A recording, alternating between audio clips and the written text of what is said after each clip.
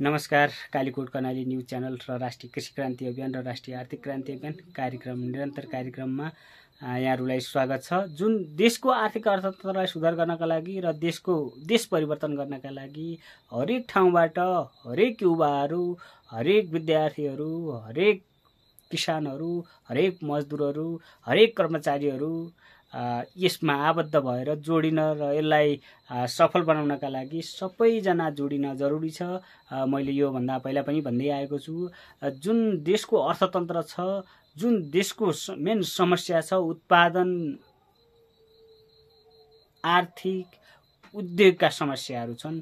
यी समस्याहरूलाई चाहिँ समाधान गर्नका लागि हामी सबैजना एकजुट भएर कहाँ केका समस्याहरू छन् त, ती समस्याहरूलाई कसरी समाधान गर्न सकिन्छ त, हामी कसरी एक भएर एकजुट भएर हामी अगाडि बढ्न सक्छौँ त, ती भन्ने विषयमा म यी कुराहरूलाई राख्दै आइरहेको छु। जुन भिडियोहरू पहिलाका भिडियोहरू पनि छन् र हजुरहरूका विचारहरूलाई पनि यहाँ पस्कने वाचा गरेको छु। हजुरहरूले आफ्ना कमेन्टहरू राख्नुहोला र मलाई म्यासेज गरेर फेसबुकमा गएर म्यासेज गरेर हजुरहरूले कुरा गर्न पनि सक्नुहुनेछ र त्यहाँ आफ्ना विचारहरू राखेर म यहाँ राख्ने वाचा गर्दछु।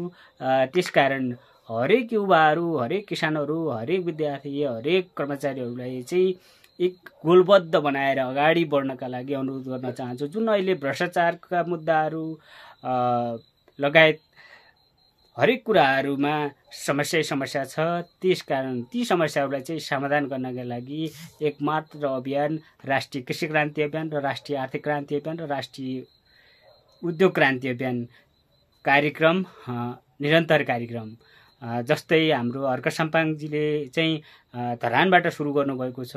हामी देशैभरि यी अभियानहरू नरोकी हातेमालो गरेर अगाडि बढ्ने कुरा राख्न चाहन्छु। जस्तै महावीर पुन जस्ता व्यक्तिहरूका विचार र विमर्शहरूलाई चाहिँ मर्न दिनु हुँदैन, उजागर गर्नुपर्दछ र ती विचारहरूलाई, ती विमर्शहरूलाई चाहिँ हामी अगाडि बढाउनुपर्छ र अझै केही व्यक्तिहरू, विचार र विमर्श भएका व्यक्तिहरू पनि हुनुहुन्छ, तपाईँका सुझाव र सल्लाहहरू पनि हामी राख्न चाहन्छौँ र लिन चाहन्छौँ। त्यसकारण हरेक ठाउँबाट, हरेक क्षेत्रबाट आफ्ना विचार र विमर्शहरूलाई राख्न नभुल्नुहोला भन्दै आजको छोटो मिठो भिडियो राख्दै पुनः भोलि बेलुका अर्को पार्ट लिएर उपस्थित हुने जानकारी गराउन चाहन्छु र हजुरहरू कस्तो लाग्यो जस्ताको तस्तै कमेन्ट गर्न नभुल्नुहोला भन्दै आजको लागि बिदा हुन्छु। हवस् त, नमस्कार।